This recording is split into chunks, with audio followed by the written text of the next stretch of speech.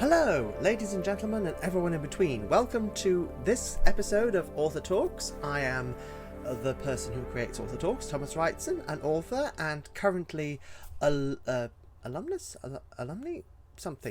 with the OU. And this is back to the old unscripted style. And why? Because I have found a subject that is too good not to talk about. It is a story, a well-known folk tale that has at least 100 different versions across multiple regions of Korea.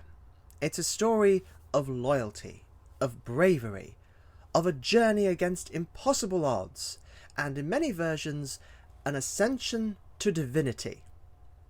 Why the heck hasn't this gotten 20,000 different adaptations in media? Well, there are some thoughts that you can have about that, but this episode is dedicated entirely to the Korean myth of the tale of Princess Bari. There are many variations of the Princess Bari legend across Korea, and it's amazing that so many have survived and been transcribed. Most of them transcribed since the 1990s, and many of them coming from North Korea, which is amazing because there is so little original lore that seems to be surviving from North Korea. It's a miracle that anything survives from that original culture at all. We need to preserve it at all costs. Anyway, the story begins with a queen, married to a king, having birthed 6 daughters. However, they still don't have a son. Auspicious signs and dreams indicate that the next child born by the queen will be a son. All the signs are favourable, and when the child is born, it's another girl. The king, in a rage, abandons the girl. She's given the name Bari, which is basically derived from a Korean word meaning to throw away. In some variations of the story, she's even helped by animals to try and return home. How has Disney not attempted to co-opt this like they did Hua Mulan? In many versions of the story, Princess Bari is ultimately found and rescued from certain death by a divine figure, be it the Buddha or a local spirit.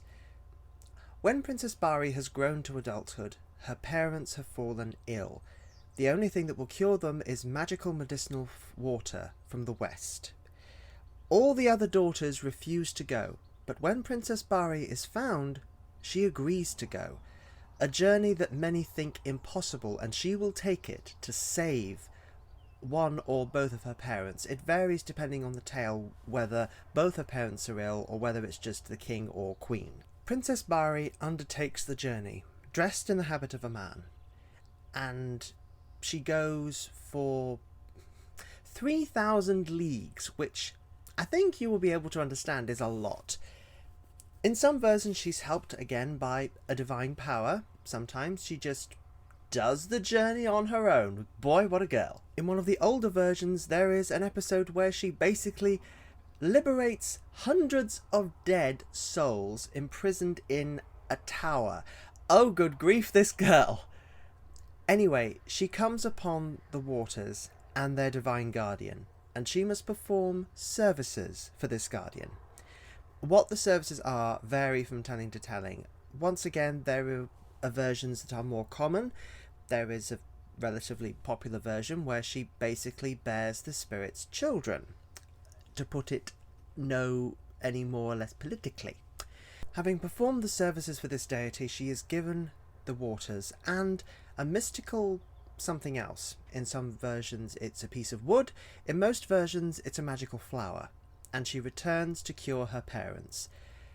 And this is again where things vary a lot from telling to telling. In some versions she dies and either fails in her mission, or the parent that she was supposed to cure dies shortly thereafter. In some versions she is successful but remains immortal. In many versions she succeeds and is elevated to divinity. In several regions of Korea, she's basically venerated as a patron goddess of shamans and as one of the deities associated with the dead. Princess Bari was a very popular tale. It seems to have been a common recital in Korean courts. where it was patronized by the ruling classes. She is associated with royalty. This is an incredible story, and it's all here. Regardless of the version you choose, there's drama, there's adventure, there's mystical elements, there's a concrete thing. There's a woman who in some versions dresses up as a man, in some versions doesn't. There's a final challenge at the end, there's a flower, there's different endings that someone can choose depending on what they want to do. This story has everything. It's wonderful, marvellous, excellent, and yet it, as far as I know, hasn't received any mainstream adaptations. What's happening here?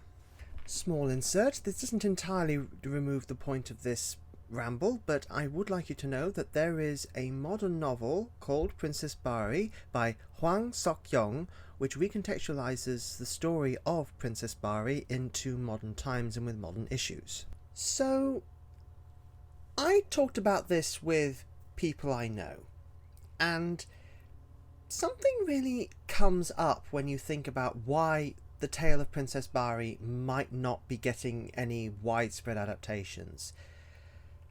Most of it seems to come down to the fact that this story comes from a country that historically has had very male-oriented influences. It's had influences from China, where for a very long time, right up to today, Confucianism has held sway. Confucianism being a very male-oriented, male-dominated, male-focused way of seeing the world, also very conformist. Later, Korea came under unsuccessful and later successful invasions from Japan, and later it was divided wholesale between the very American-funded South and the very Communist China-funded North. This makes me think all of these powers have something in common. They're extremely male-focused, extremely male-oriented. And the tale of Princess Bari isn't. It's very female-focused, female-oriented. It's about a woman's journey, a woman's goal. It may be focused on a familial goal, and it may not be about the common people, but it's still very personable, very much a people's tale. It falls into the same kind of category as something like Snow White, Cinderella.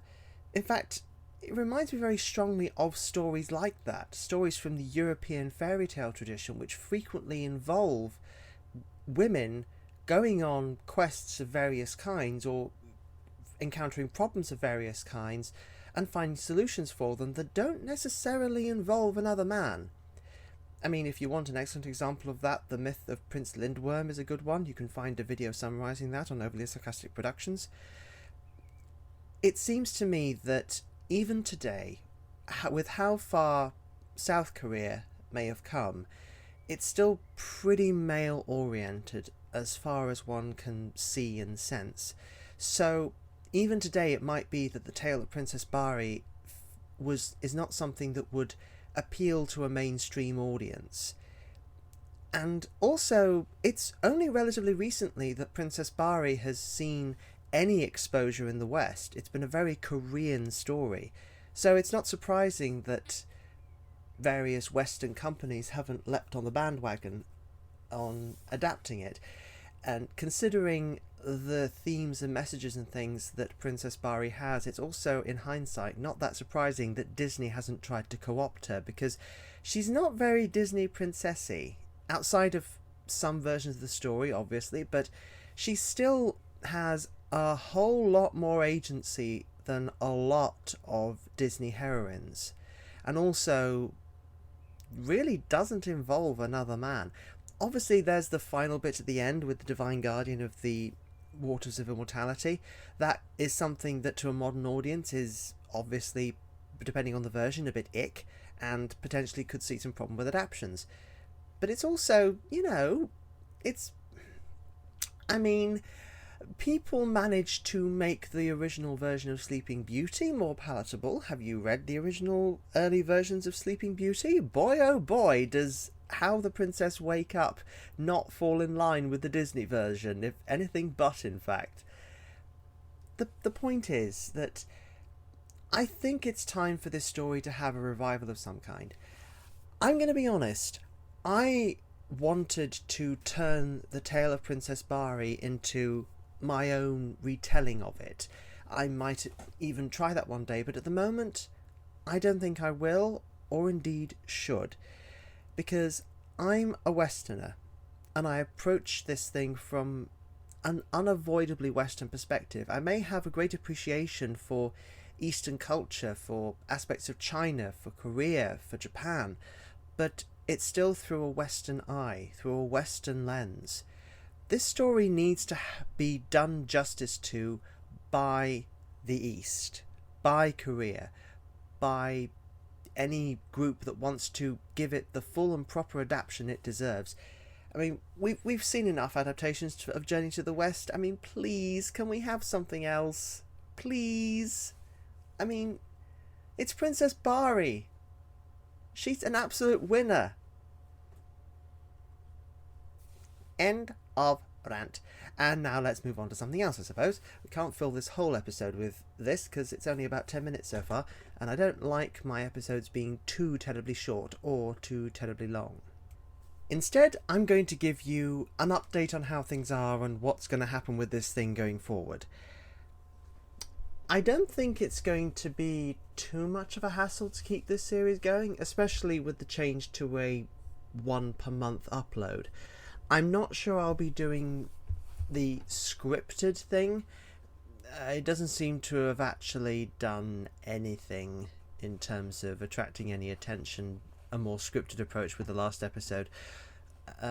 So yeah, I think I'm going to be flipping back to something a bit more ad-lib, which will actually be less of a strain on me and leave more time for other things. Second, I have been so,